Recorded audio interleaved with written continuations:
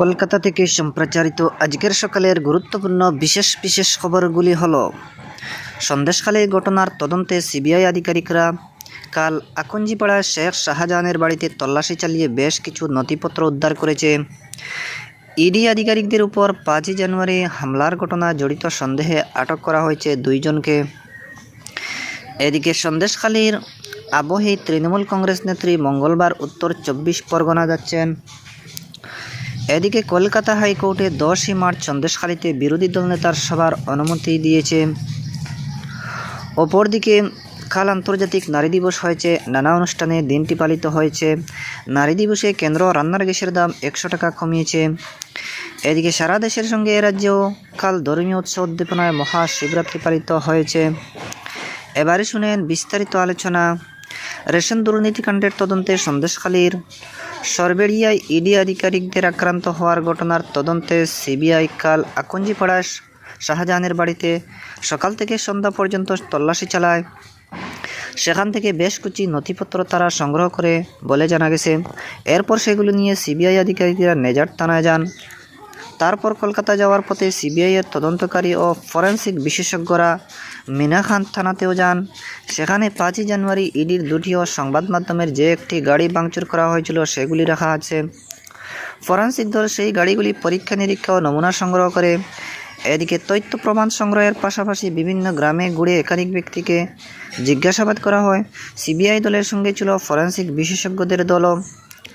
3D স্ক্যানারের বাড়ির চারপাশ এবং যে রাস্তা দিয়ে 5 জানুয়ারি ইডি আধিকারিকরা বাধা হন তারা 3D রেকর্ডিং করা হয়। ইডির সিল করে দেওয়া শাহজাহানের বাড়ির তালা খুলে চলে নমুনা সংগ্রহের কাজ। শাহজাহান ঘনিষ্ঠ শফিকুল মোল্লার বাড়ির সংলগ্ন একটি স্কুলেও তল্লাশি চালানো হয়। সরবেরিয়া ডুবড়িপাড়া চাইল্ড একাডেমি নামে ওই স্কুল থেকেও বেশ কিছু তথ্য প্রমাণ পাওয়া গেছে। এরপর সিবিআই আধিকারিকরা যান সন্দেশখালীর শাহজাহান মার্কেটে। সেখানে রয়েছে শেখ শাহজাহানের অফিস। মার্কেটের কাছে দিন আদি মোল্লার বাড়িতেও তল্লাশি ও জিজ্ঞাসাবাদ করা হয়। আশেপাশের কিছু মানুষের সঙ্গে কথা বলেন কেন্দ্রীয় তদন্ত সংস্থার আধিকারিকরা। এদিকে ইডি আধিকারিকদের উপর 5 জানুয়ারি হামলার ঘটনার জড়িত সন্দেহে 2 জনকে কাল আটক করেছে সিবিআই আধিকারিকরা। উল্লেখ্য, কলকাতা হাইকোর্টের নির্দেশে সন্দেশখালীতে ইডির উপর হামলার ঘটনার তদন্ত করেছে সিবিআই। ওই ঘটনার মূল অভিযুক্ত শাহজাহান এখন তাদের হেফাজতে। কাল সকালে তাকে স্বাস্থ্য পরীক্ষার জন্য নিয়ে যাওয়া হয় জুকার ইএসআই হাসপাতালে। তার বিরুদ্ধে নানা অভিযোগ নিয়ে আসামকে লাগাতার জিজ্ঞাসাবাদ করেছে সিবিআই আধিকারিকরা। এদিকে আমাদের জেলা সংবাদদাতা জানাচ্ছেন, তদন্তকারীদের একটি দল কাল বসিরহাট মহকুমা আদালতে গিয়ে হামলা সংক্রান্ত বিভিন্ন নথিপত্র জমা দেন। এদিকে শাহজাহানকে সিবিআই নিজেদের হেফাজতে নেওয়ার পর তার মতো দুষ্কৃতীদের মনে ভয় ধরেছে বলে প্রকাশ করেন সভাপতি সাংসদ অধীর রঞ্জন চৌধুরী দাবি করেছেন।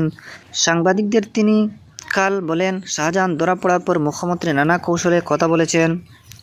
এদিকে কলকাতা হাইকোর্টে 10 মার্চ সন্দেশখালীতে বিরোধী দল নেতা শুভেন্দু অধিকারীর সভায় অনুমতি দিয়েছে। পুলিশের অনুমতি না পেয়ে ওই দিন সভা করতে চেয়ে আদালতের দ্বারস্থ হয়েছিলেন শুভেন্দু। কলকাতা হাইকোর্টের বিচারপতি জয় সেনগুপ্ত বেঞ্চ বিরোধী দল নেতাকে সেই সভা করার অনুমতি দিয়েছে। তবে আদালত জানিয়েছে যে উস্কানিমূলক কোনো মন্তব্য থেকে বিরত থাকতে হবে। নেজাটের দক্ষিণ আখড়াতলায় সকাল 10টা থেকে বিকেল 5টা পর্যন্ত ওই সভার আয়োজন করা যেতে পারে বলে বিচারপতি জানিয়েছেন।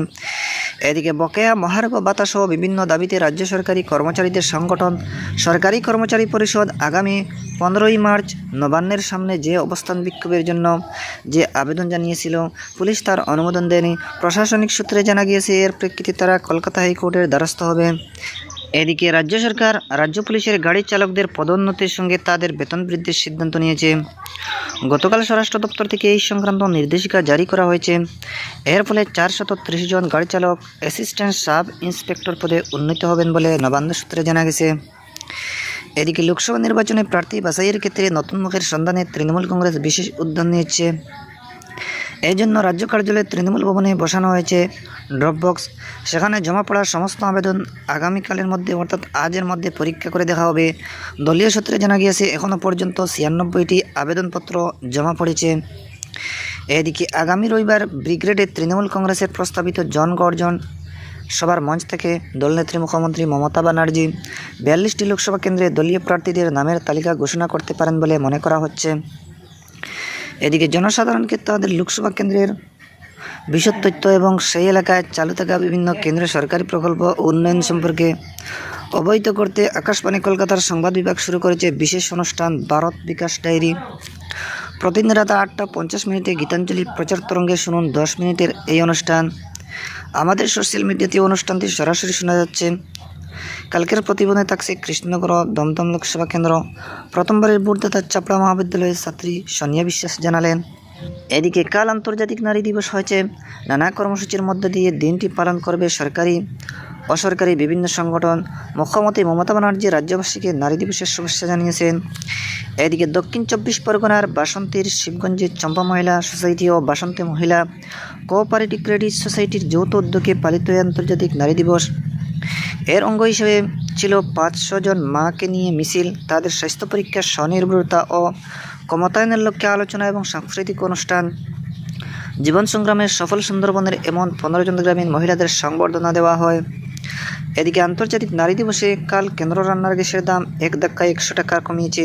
প্রধানমন্ত্রী নরেন্দ্র মোদী এক্স হ্যান্ডেলে এই সিদ্ধান্ত ঘোষণা করে বলেছেন, এর ফলে কোটি কোটি পরিবারের আর্থিক বোঝা কিছুটা কমবে, উপকৃত হবে নারী শক্তি, মহিলাদের ক্ষমতায়ন এবং তাদের জীবনযাপন সহজ করার সরকারের দায়বদ্ধতা মেনেই এলপিজি সিলিন্ডারের দাম কমানো হলো।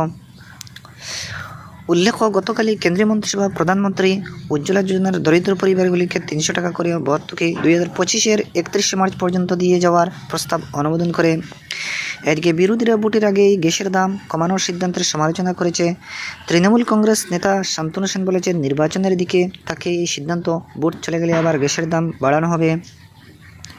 এদিকে প্রদেশ কংগ্রেস সভাপতি সাংসদ অধীর রঞ্জন চৌধুরী বলেছেন, বিশ্ববাজারে তেলের দাম অনেক আগেই কমেছে, কিন্তু তখন গ্যাসের দাম কমানো হয়নি। এখন ভোটের দিকে তাকে মূল্য হ্রাসের এই সিদ্ধান্ত। সিপিআইএম কেন্দ্রীয় কমিটির সদস্য সুজন চক্রবর্তী বলেছেন, লোকসভা ভোটের দিকে তাকিয়ে গ্যাসের দাম কমানো হয়েছে। অন্যদিকে বিজেপি নেতা শ্রমিক ভট্টাচার্য গ্যাসের দাম কমানোর জন্য প্রধানমন্ত্রী নরেন্দ্র মোদীকে ধন্যবাদ জানিয়েছেন। এ রাজ্যে মমতা ব্যানার্জি সরকার গ্যাসের দামের উপর শেষ আরও কমাবে বলে তিনি আশা প্রকাশ করেছেন। এদিকে কাল মহাশিবরাত্রি হয়েছে। সারা দেশের সঙ্গে রাজ্যের চিরাচরিত ধর্মীয় উৎসব উদ্দীপনায় দিনটি পালিত হচ্ছে। শৈবতীর্থ এবং শিব মন্দিরগুলিকে সুন্দরভাবে সাজানো হয়েছে। তিনি অনুযায়ী রাত 8টার পর শিব চতুর্দশী শুরু হলেও সকাল থেকে মন্দিরগুলিতে ভক্তদের ভিড় লক্ষ্য করা যাচ্ছে। উপবাস করে তারা শিবের মাথায় জল ঢেলে পুজো দিচ্ছেন। দর্শক বন্ধুরা, আজকের সকালের গুরুত্বপূর্ণ বিশেষ খবর এখানেই সমাপ্তি।